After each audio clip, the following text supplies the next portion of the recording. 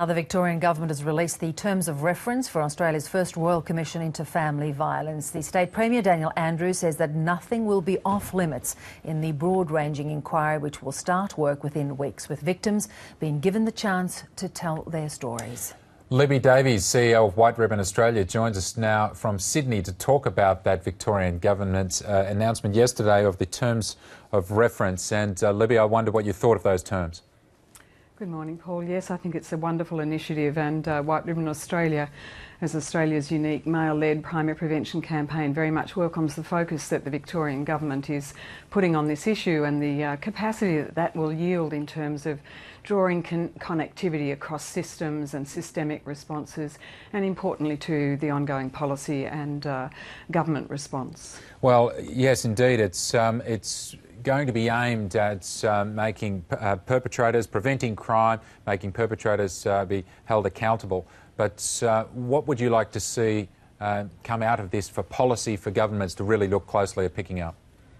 I think what's really important is the whole spectrum of support or continuum, which means, of course, a focus on prevention and early intervention. We've always seen over the years a great, and rightly so, focus on supporting victims, and we would want to see that continue and be enhanced.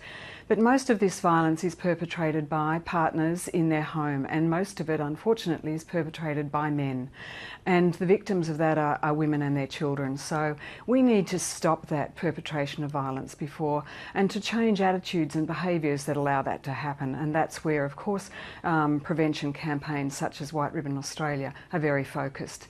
And we're just looking at those terms, and the key focus is the Royal Commission now, Libby, just for your information. But really timely lead story for the Daily Telegraph today. You're actually in Sydney, and it's reporting that almost 1 in 2 apprehended domestic violence orders are breached. Yes. It's another illustration of why this issue needs to be tackled. Yes, it is very much, unfortunately, that's the case. And how can we enhance women's safety in their home? Of course, when they make a decision to report and to leave violence, they are at their most vulnerable point. So how is it that we can ensure that the response right across the continuum of services, from police to refuges to other types of supports, enable a woman to actually stay in their home? Unfortunately, at the moment, many women continue to be victimised because it's they that leave and the perpetrator is often left in the home. Do you have any?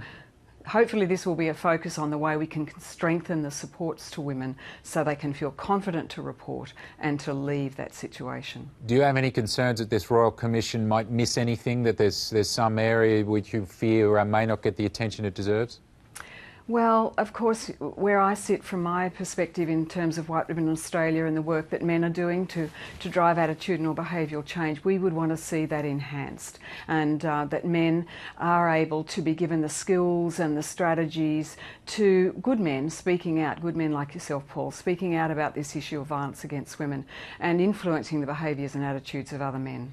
And what would you like to see around the parole of perpetrators getting out and being able to move around, sometimes without the information being passed on to their previous partners? Yes, exactly, and that's a very big issue. And we have had inquiries in the past which have focused on this issue. We want to see that built upon, and so that when a perpetrator is released into the community, they are supported in terms of behavioural change programs, and they are also monitored in terms of where they are and who they're meeting with. And Libby, just one final one this morning. What's your message to other governments around Australia and who will be looking with great interest at this Victorian Government Royal Commission?